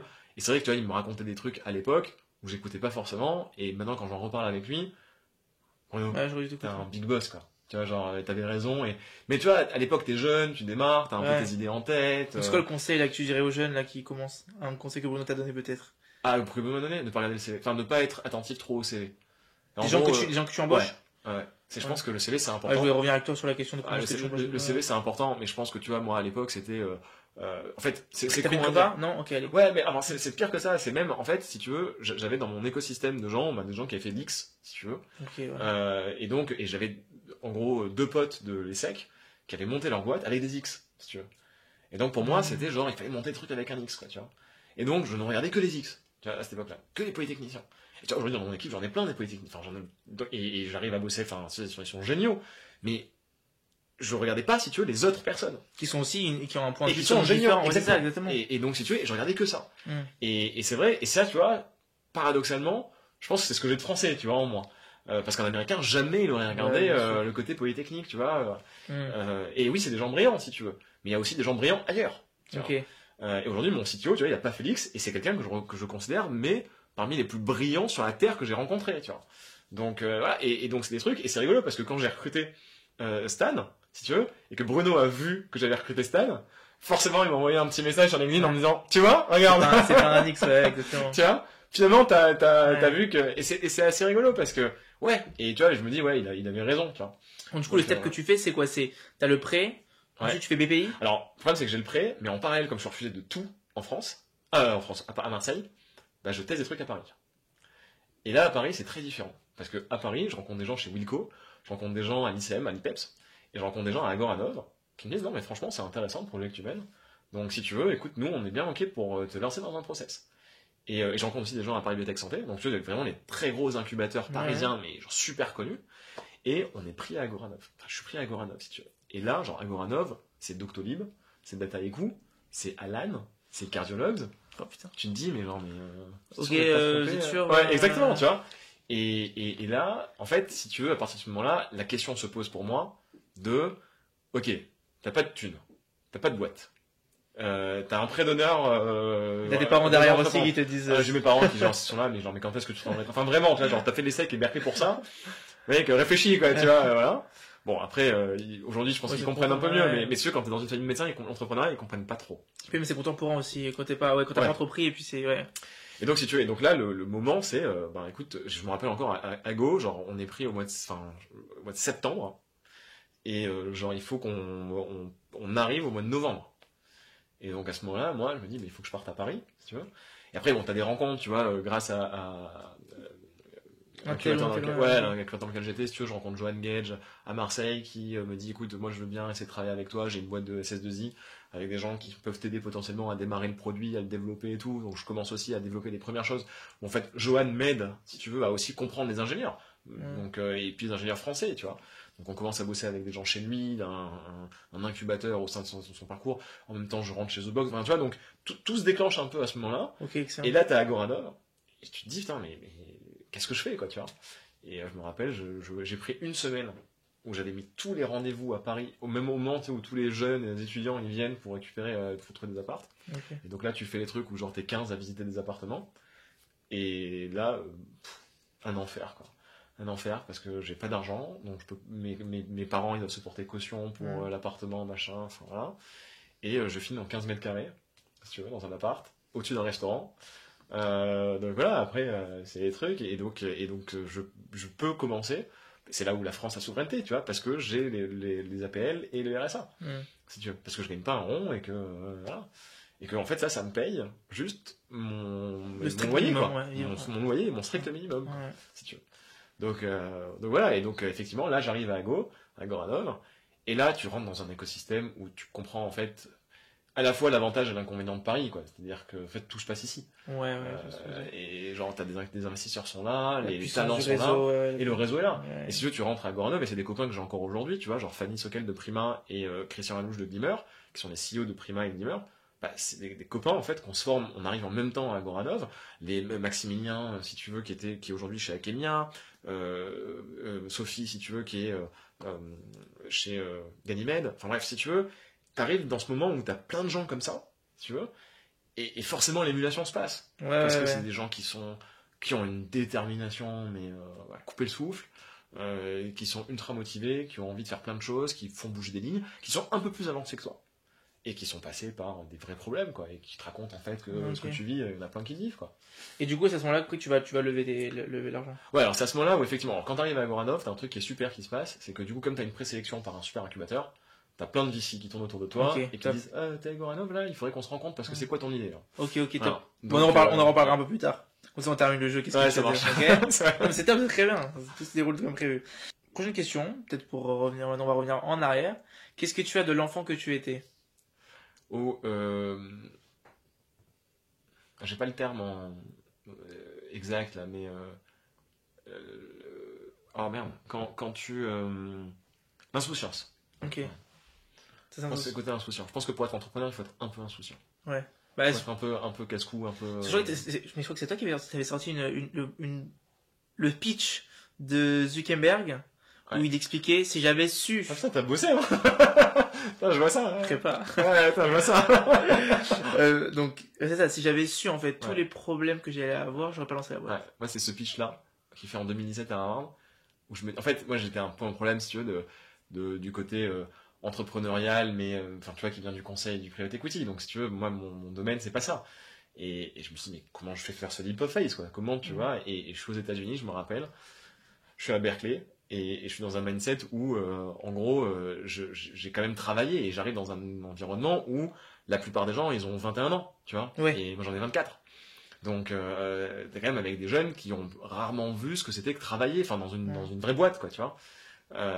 Et donc, je suis un peu en mode, quand même, au début, tu vois, dans un mode un peu déprime, de merde, tu vois, genre, qu'est-ce qui se passe, qu'est-ce que je vais faire, machin, les cours sont incroyables. Mais en fait, par rapport aux autres, alors que, en plus, moi, je viens d'un monde dans lequel j'ai toujours un an d'avance, quoi, tu vois. Enfin, j'ai sauté une classe, donc t'arrives dans un truc, t'as l'impression d'être vraiment en retard par rapport aux autres, quoi, tu vois. Ouais. Et donc j'ai un peu ce moment un peu de déprime, et c'est là où je me dis, ok, genre, et j'appelle ma meilleure pote, qui est scénariste, qui avait fait le SCP, et elle me dit, Alex, et mes deux meilleurs potes, en l'occurrence, les deux ont fait le SCP, et qui me disent, Alex, genre, t'es aux US, mec, si tu veux pas regretter, tu prends tout ce qu'il y a à prendre. Ouais. Et dans là, tu sors de ta chambre, quoi. Et t'y vas. Et ça, c'était au tout début. Et après, à partir de là, c'est là où je me mets du coup sur Shaper, etc. Ouais. Et c'est là où du coup tu te dis, ok, je vais bouffer en fait tout ce qui est autour de moi aux États-Unis. Et ouais, et c'est là où, si tu veux, je pense que pour moi le truc démarre. Si tu veux. Okay. Parce que c'est, enfin voilà. Et non, mais c'est pas ce qui est fou en entrepreneuriat, en réfléchissant même par rapport à ton parcours, c'est toute ta vie, donc en fait on fait la prépa parce que comme ça d'ailleurs tu réduis le risque de ne pas réussir dans la société. C'est un peu la voie royale pour réussir. Ensuite tu fais l'ESSEC, donc tu réussis bien. Après tu fais conseil, PE, donc encore tu réduis le risque de ne pas avoir quelque chose de... Et après là, à la fin tu te dis bon alors attends, viens, j'annule tout ça et puis je suis entrepreneur. Mais bon. Et c'est justement ce discours de Zuckerberg où tu te dis, en fait je regarde ça à ce moment-là et le mec il s'est dit, mais si j'avais tout réfléchi et genre si j'avais pensé à un Eureka Moment, tu vois, il dit une phrase qui est incroyable, il dit, by the way, personne n'écrit sur les murs en fait, tu vois. Genre ça c'est des trucs que vous êtes dans les films et que vous pensez dans les films et qui est pas vrai dans la vraie vie. Et en fait, ne cherchez pas le Eureka Moment, juste travaillez, itérez et ça va venir en fait. Et c'est là où tu dis, mais je suis trop con d'être dans ma chambre, genre en fait il faut juste que j'aille voir le monde, quoi. Et c'est là où les choses se passent. En parlant du monde, qu'est-ce que tu as de ton lieu préféré dans le monde? Mon lieu préféré dans le monde, je crois que j'aime beaucoup Los Angeles. Ok. Et j'y retourne là vendredi. Pourquoi? Qu'est-ce qu'il y a à Los Angeles? On a une grosse conférence. Ok. Donc, mais pourquoi est-ce que tu aimes Los Angeles de manière générale? Parce que je pense que ça allie un peu tout ce que j'aime dans... Alors c'est malheureusement l'autre côté de la côte et donc du coup on a pas mal de décalage horaire. Mais je crois que t'as le côté américain, si tu veux, qui est très entrepreneurial et puis bon, c'est, si tu veux, un peu la Silicon Valley mais un peu nouvelle génération, quoi, si tu veux. T'as le côté un peu Marseille où quand même les gens sont un peu plus chill qu'à San Francisco. Okay. Si tu veux, t'as le soleil. Et puis non, et puis t'as vraiment un espace de culture, tu vois. Donc ouais, moi je trouve que c'est vraiment un endroit... J'aime bien la vibe, quoi. Donc... Okay. Pour terminer ce petit jeu, qu'est-ce que tu as de ton meilleur souvenir? Pas facile. Alors là, franchement, difficile de savoir. Je pourrais pas te dire, genre j'ai un meilleur souvenir. Non, ouais, alors peut-être. Enfin, c'est très difficile. Il faudrait du temps pour réfléchir à ce que ce serait mon meilleur souvenir, tu vois. Peut-être, ouais, non, compliqué. Alors peut-être une autre. Mais je pense que probablement mon meilleur souvenir. Je sais pas si c'est mon meilleur souvenir, mais ça me fait penser j'ai vu récemment une phrase de Badinter là qui disait c'est quoi votre meilleur souvenir? Il disait c'est quand j'annonce à ma mère que j'ai la grecque. Et je me dis, c'est vrai que moi un des bons souvenirs que j'ai, c'est quand j'annonce à mes parents et à ma grand-mère. C'est con à dire, hein, tu vois, mais genre en prépa, quand tu fais ta première année, t'as deux classes. t'as une classe étoile et t'as l'autre classe, tu vois. Et je me rappelle encore quand moi j'arrive, enfin, si tu veux, et plus que l'ESSEC finalement, si tu veux, c'est que genre, je suis arrivé de Marseille, dans un truc où la prépa, comme je te dis, c'est nulle part, quoi. Personne fait une prépa. En plus, à Paris, j'arrive, j'étais dernier en prépa. Vraiment dernier. Avec des gens qui étaient brillants, etc. Et moi, j'arrive dans un écosystème, je me dis comment les gens ils parlent anglais comme ça, quoi, tu vois, ou même des maths. Moi, je me rappelle, j'avais eu 5 ou 4 à la première truc, et bien, un mec a eu 20, tu vois. Et tu te dis, mais genre, comment c'est possible, tu vois? Ça n'a pas commencé en grave, exactement.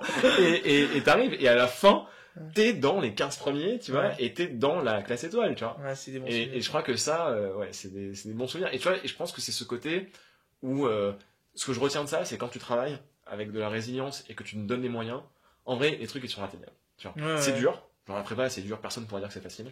Mais quand tu te donnes les moyens et que tu taffes, ça peut marcher, quoi. Tu vois. Donc, Bon, maintenant, on va parler un peu de la boîte de Kiro. Bon, tu l'as présenté tout à l'heure. Donc, on va reprendre, je pense, l'histoire par rapport à... Donc, du coup, tu vas lever l'argent, les VC vont tourner autour.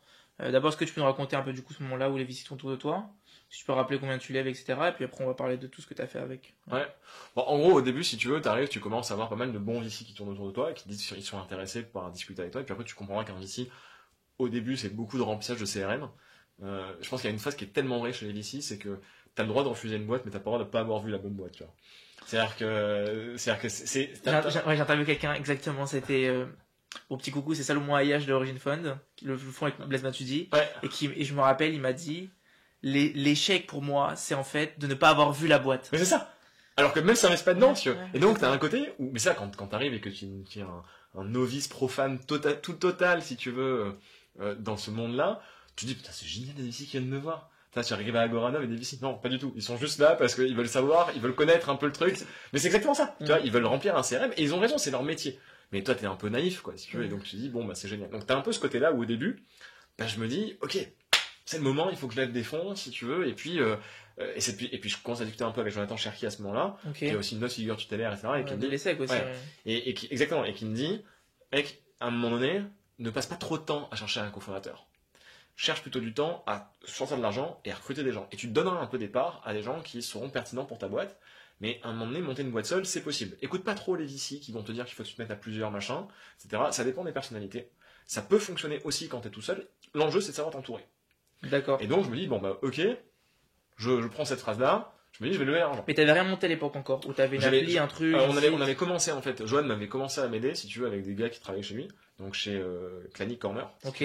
Où en gros j'avais la possibilité de commencer on avait un front-end et un back-end qui permettait déjà de commencer à travailler sur les sujets de biologie médicale. D'accord.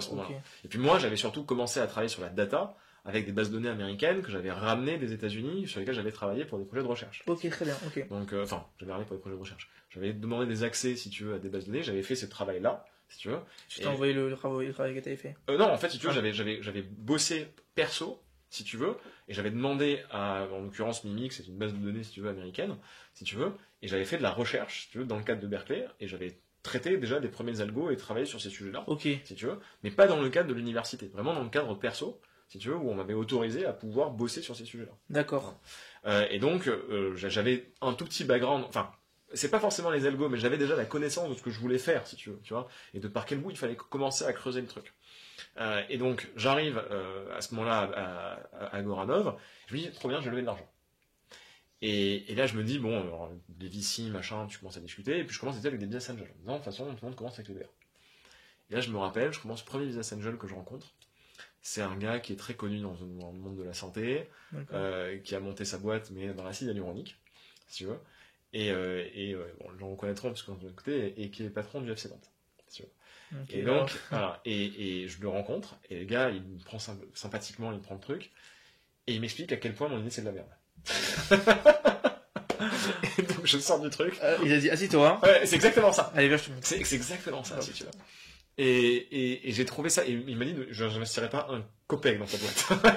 Parce que je comprends rien à ce que tu fais. Peut-être que Marseille venait de battre Nantes. Ouais, sans doute. Non, et puis si tu veux, il me dit, ouais, moi, l'IA, j'y connais rien, quoi, si tu veux, donc je n'investirais pas dans un truc que je connais pas, quoi. Ouais. Donc j'ai commencé comme ça, et je me dis, bon, ok, en fait, c'est des gens qui connaissent.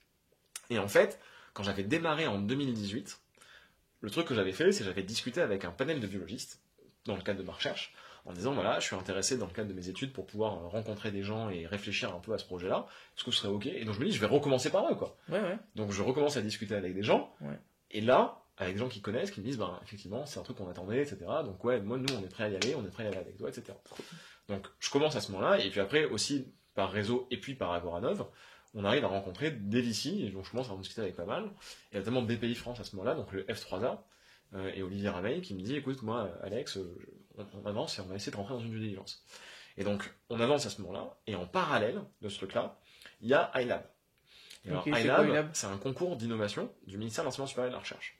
Et c'est un truc qui est proposé à toutes les boîtes qui justement font de la recherche et de la deep tech, et qui sont capables, qui veulent récupérer une subvention pour créer, si tu veux, la faisabilité du projet et aller plus loin. En gros, passer à un TRL plus élevé. Et moi, j'arrive, iLab, genre, c'est le truc que je connais pas, tu vois. Et puis, le temps de mettre en place le truc, machin et tout, j'arrive en janvier, et après, c'est concours de circonstances, si tu veux, c'est la sérendipité, la fameuse sérendipité. J'ai Dimitri Moget, que j'avais vu en mars 2018 à Wilco, qui était un des premiers mecs qui m'avait mis en relation, si tu veux, avec un mec exceptionnellement gentil, si tu veux, et qui a un réseau incroyable, et qui passe, du coup, à Agoranov. Donc il passe de Wilco à Agoranov. Et donc on avait créé un peu une relation de confiance et qui me dit, Alex, t'es débile, tu fais pas iLab. Genre vraiment, t'es débile. Et je dis, mais Dimitri, mais arrête avec tes conneries, genre c'est impossible. Les mecs, ils sont là de Agoranov depuis 8 mois, ils sont en train de bosser comme des chiens, en train de faire iLab. Moi juste un back-end. Moi, grave. Et surtout, c'est même pas ça, c'est qu'il me reste 1 mois pour déposer le dossier. Quand les mecs sont en train de faire de la recherche, machin, patin, bouchon, etc.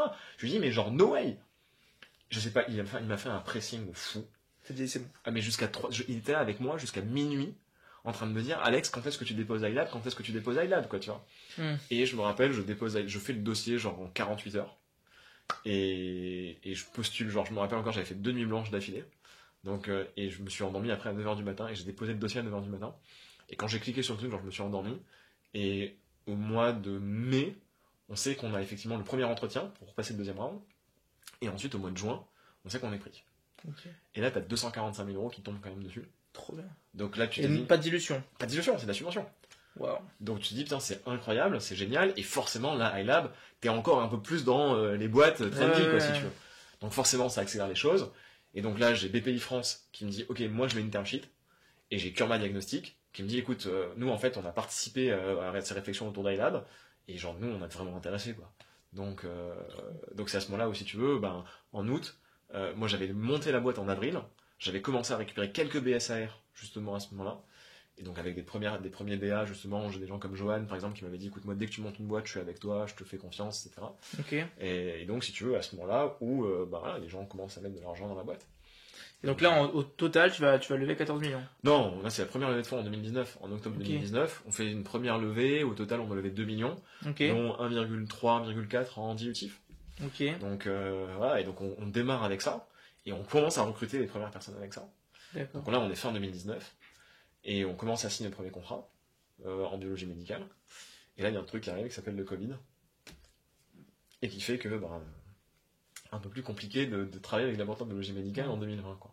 Mais en même temps, la santé revient au cœur du exactement. Et surtout que là, en fait, on galère de ouf, parce que si tu veux, les laboratoires, ils ont 70 balles à chaque fois qu'ils font un test Covid, avec des marges de malades mentaux. Moi, je peux pas concurrencer ça, hein, si tu veux. Donc, je me rappelle, on était dans une période dans laquelle, déjà, il manquait des couvions, il manquait de tout. C'était super compliqué pour les laboratoires d'acheter des réactifs, machin, de s'approvisionner. Et puis, à la fin, tu es dans une situation dans laquelle même la secrétaire, même le préleveur, ils font des choses, ils sont dans un espace de guerre, quoi, tu vois. Donc toi, quand tu leur demandes, moi j'ai une solution à installer pour améliorer on en reparle après, Donc voilà.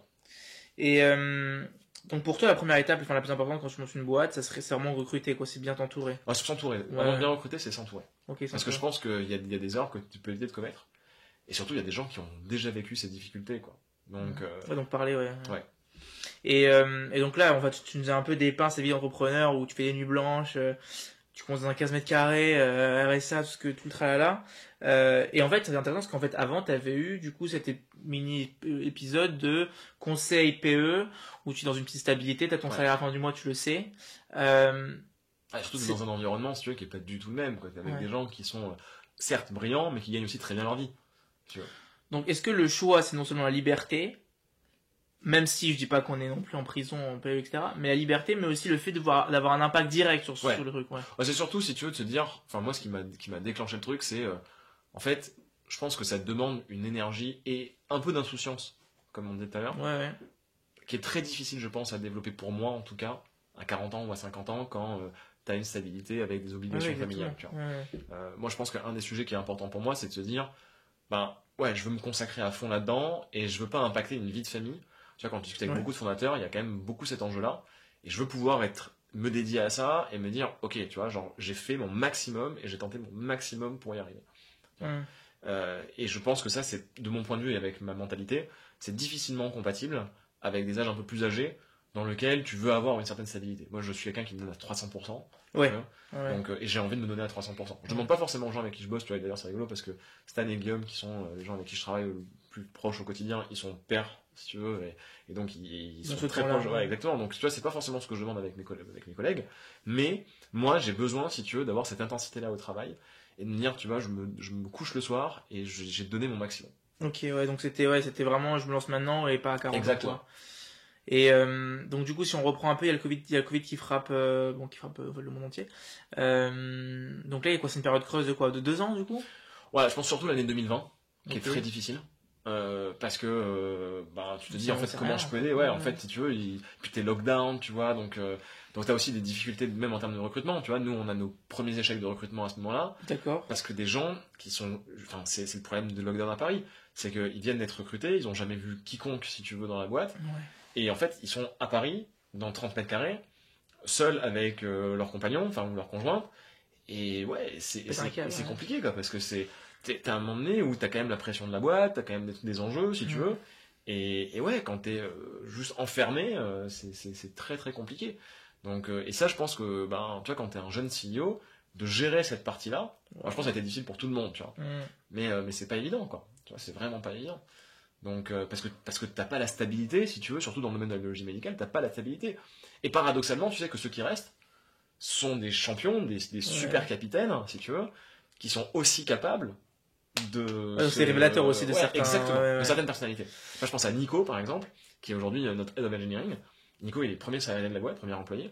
Et tu vois, et Nico, genre, c'est vraiment quelqu'un qui, dans cette période-là, tu sens les ressources, tu vois. Tu dis, c'est le mec sur lequel je peux compter. Mais, genre, tu vois, un truc qui est débile. Il me sort un truc un jour, il me dit, mais pourquoi on ferait pas une courbe du nombre de patients Covid, tu vois, puisqu'on est connecté avec des laboratoires de biologie médicale. Et mec, c'est génial. Et t'arrives à suivre des courbes Covid, si tu veux. Tout le monde est dessus en plus. Mais exactement. Et surtout, t'arrives à suivre des courbes Covid quand l'État n'arrive pas à les sortir.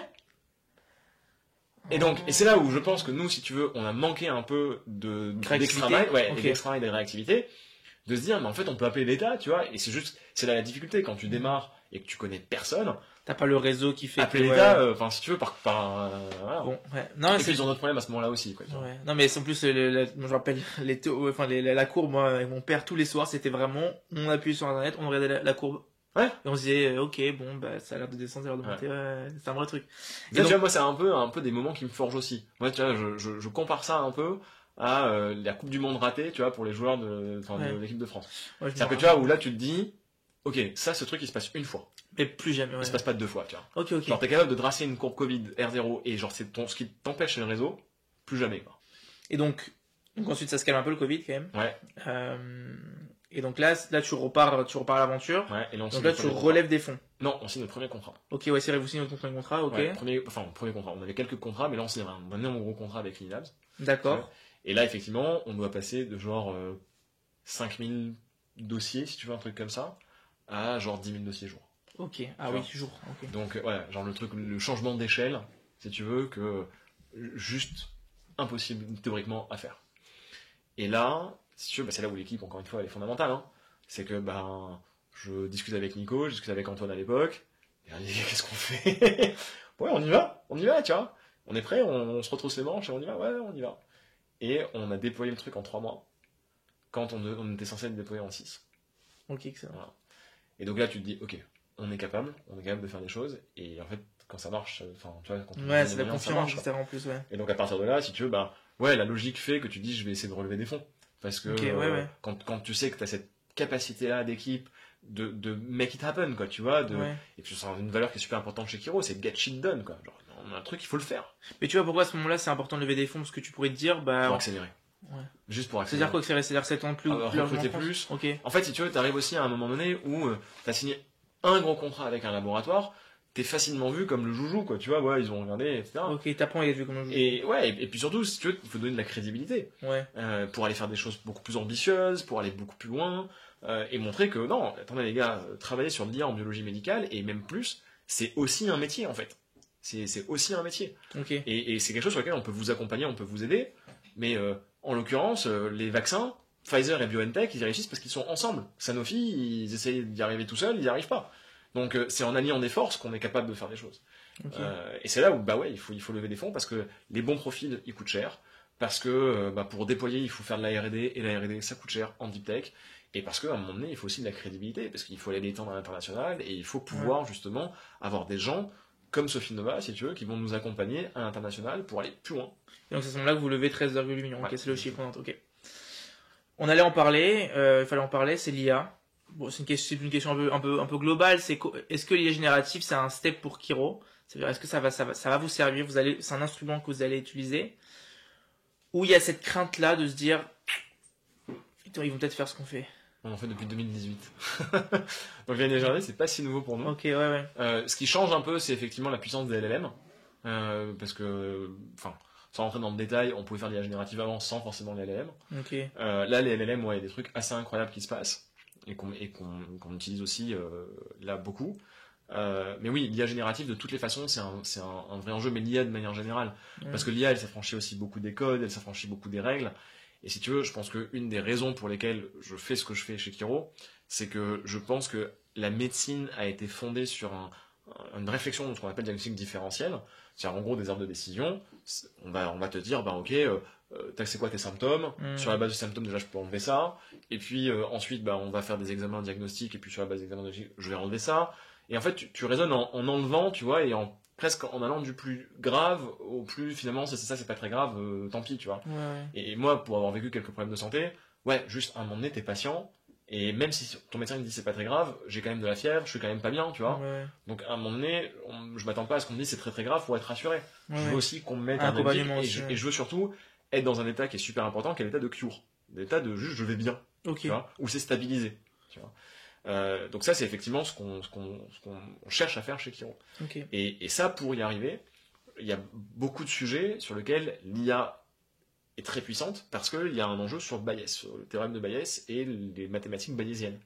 Donc un des enjeux que je pense, si tu veux, qui change la manière de faire de l'approche en santé, c'est d'amener de l'intérêt bayésien, des mathématiques bayésiennes dans l'intelligence artificielle, dans la médecine. Et en gros, Bayes, il te dit quoi? Il te dit c'est P2A sachant B. C'est exactement ce que j'allais dire. Moi, Bayes, c'est vraiment la c'est exactement ça. Mais du coup, tu changes la manière de réfléchir. T'es plus dans une manière de dire je fais un diagnostic différentiel. C'est plutôt sachant le diagnostic, ou sachant que le test est positif, quelle est la probabilité que le patient soit malade. Sachant son historique et ce qu'il a eu avant, quelle est la probabilité qu'il soit malade. Un esprit de code. Ouais, exactement. Mais du coup, ça te change en fait un peu beaucoup la manière d'appréhender le problème médical. Ok.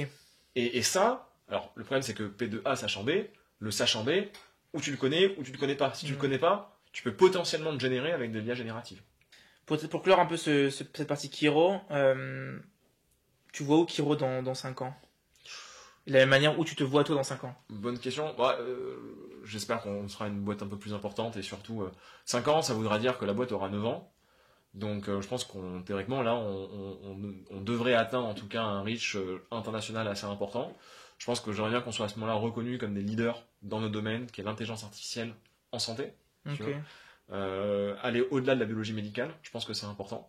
Parce que la biologie médicale, c'est un bon début, mais c'est vraiment le premier step. C'est-à-dire, c'est d'aller vers quoi, par exemple? Il y a des sujets comme la pathologie, la napath, il y a des sujets comme la prévention qui sont très importants. D'accord. Et puis, si tu veux, il y a la question comment on accompagne le professionnel de santé, comment on accompagne le patient, mais pas que. On voit vraiment, si tu veux, la santé comme un tout, ouais, un tout, et qui va en fait de la prévention au diagnostic en passant par le traitement, si tu veux. D'accord. Tu vois, un des sujets qui est pour moi important, comme je te disais, on doit apporter des solutions aux patients. Et donc c'est une question de comment on transforme la médecine orientée vers la maladie à une médecine orientée vers les services aux patients. un des sujets qui est très difficile pour nous à traiter, et sur lequel j'ai pas forcément envie qu'on aille, c'est l'Alzheimer. Tu dis à un patient qu'il a un diagnostic d'Alzheimer, ok, mais tu lui apportes pas de solution. Et ça, pour moi, c'est super compliqué. Tu vois. Je pense que c'est important de pouvoir apporter des solutions. Et effectivement, la thérapeutique, c'est une solution, et de trouver en fait la meilleure thérapie par rapport à l'histoire du patient. Chaque patient, il vient avec son histoire. Être capable de comprendre cette histoire-là, pour pouvoir aller plus loin et apporter vraiment la solution qui est adaptée à chacun. C'est, je pense, quelque chose qui est aujourd'hui atteignable. Si tu veux. Voilà. Et qui est vrai en France, mais à l'international aussi. Et c'est ça qui est cool. C'est que tout le monde a envie de vivre longtemps et en bonne santé.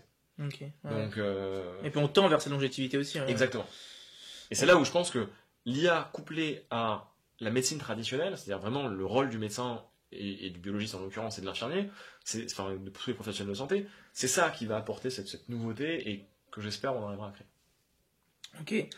Bon, on va terminer la dernière partie assez courte du podcast. Est-ce que tu pourrais, enfin partie conseil, parce que voilà, t'as entrepris, t'as une longue expérience. Est-ce que tu pourrais donner quelques conseils ou un conseil pour toi le plus important pour quelqu'un qui veut entreprendre? Je sais pas si c'est un conseil, mais je pense que c'est effectivement de bien s'entourer, c'est certain. Ouais. Et je pense à un moment donné de pas trop écouter le marché. En fait, la difficulté quand tu entreprends, c'est que, et ça je l'ai appris avec un autre prof à la Bocconi qui est incroyable, qui s'appelle Boris Durizin, il nous racontait un truc, il nous disait, dans l'innovation, l'enjeu, c'est de gérer deux choses, l'ambiguïté et l'incertitude, et surtout, en fait, d'être capable de comprendre les problèmes des gens et les transformer en solutions. C'est-à-dire que n'écoute pas ce que les gens ils vont te dire comme solution. Les gens ils adorent te proposer des solutions. Ils adorent te dire ouais mais c'est un problème mais j'ai déjà réfléchi. Ouais, exactement. Tu pourrais faire ça, tu pourrais faire ça, tu pourrais faire ça. Ça c'est ton job en tant qu'entrepreneur. Trouver des solutions. En revanche, écoute bien le problème et essaie de le comprendre. Et ça je pense c'est super important, si tu veux, de se concentrer vraiment sur ok, vraiment comprendre le problème. C'est quoi le problème? Est-ce que c'est un vrai gros pain point? Et moi je vais t'apporter des solutions un peu innovantes, tu vois. Un peu la phrase un peu classique de si on avait demandé aux gens ce qu'ils voulaient, t'aurais dit des chevaux qui courent plus vite et t'aurais pas dit une voiture. Tu vois. Mais du coup, c'est un problème de mobilité, etc. Donc vraiment, tu vois, de comprendre vraiment ce problème. Et donc ne pas trop écouter le marché, parce que le problème, c'est que par définition, le marché, il peut pas penser pour des choses irrationnelles ou des choses qui sont pas encore sorties, en fait. Ouais, et surtout ambitieuses, si tu veux. Alors que les entrepreneurs peuvent le faire. C'est ça, donc ce serait la différence entre on va dire la population en général qui travaille, etc. et l'entrepreneur qui est vraiment l'ambition à proprement parler, qui fait qu'il a des idées en fait qui pourraient sortir de l'ordinateur. Ouais, c'est-à-dire que quand en fait le marché te dit un truc et il te dit, enfin en gros quand t'as un sujet où le marché te dit ça c'est pas possible, si tu veux, bah toi ta question c'est pas de te dire ok le marché me dit que c'est pas possible, je fais pas. C'est vraiment de te dire ok pourquoi il me dit que c'est pas possible. C'est vraiment de comprendre. D'accord. Et soit c'est un truc qui est réel parce qu'il y a un enjeu, un challenge qu'il faut surmonter, soit c'est parce que en fait c'est what the market thinks, quoi. C'est vraiment ce à quoi le marché pense. Et par définition, le marché, il peut pas penser à des solutions irrationnelles, sinon elles existeraient déjà. Si tu veux. Et par définition, ton rôle d'entrepreneur, c'est de faire quelque chose qui est plus difficile, qui est ultra difficile à mettre en place. Et si c'était facile, tout le monde le ferait. Ouais. Donc créer de la valeur, c'est traiter, ce que je disais, l'incertitude et l'ambiguïté. Et traiter l'incertitude et l'ambiguïté, c'est deux choses qui sont super difficiles à mettre en avant. Ok. Et est-ce que tu aurais un conseil peut-être spécifique pour les gens qui veulent entreprendre avec ou dans l'IA? Ouais, de rentrer quand même dans le détail, de comprendre ce que c'est que l'IA. Ouais. Je pense que c'est assez important. D'ailleurs, je crois que la semaine d'avant ton podcast, hier j'ai fait un podcast avec un expert IA, donc on peut être. Ouais, de vraiment comprendre parce que je pense qu'il y a beaucoup de fantasmes autour.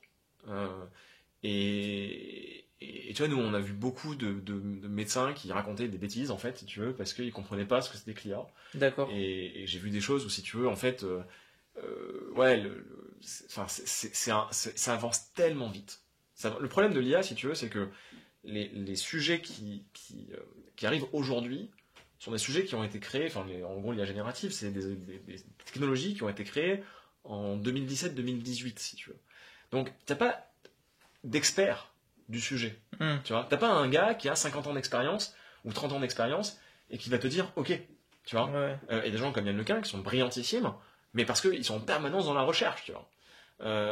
Il n'y a pas de personnes, si tu veux, qui sont capables de te dire ça fait 50 ans que je bosse sur l'IA générative. C'est pas vrai. Ouais, je suis tu vois. Ouais. Et donc, c'est un sujet dans lequel il faut énormément d'humilité. Et il faut en permanence se remettre à retravailler et à continuer à essayer de comprendre. Et ça, c'est super difficile. Ok. Bon, on a l'habitude dans le podcast on va dire clôturer le podcast, de laisser le mot de la fin à l'invité. Donc aujourd'hui, ce soir, c'est à toi. Ouais, merci. Et puis je pense que il faut être ambitieux, il faut avoir un peu de courage et puis résilient et surtout beaucoup d'abnégation pour. Ouais, bon, on l'a entendu avec ton histoire. Hein. Ouais, je pense il faut essayer quoi en tout cas. Bon, en tout cas, merci beaucoup d'avoir accepté l'invitation. J'ai adoré ce moment-là. Bah écoute, merci à toi. Et voilà, attention au courant, à très vite. Ça marche. Ciao.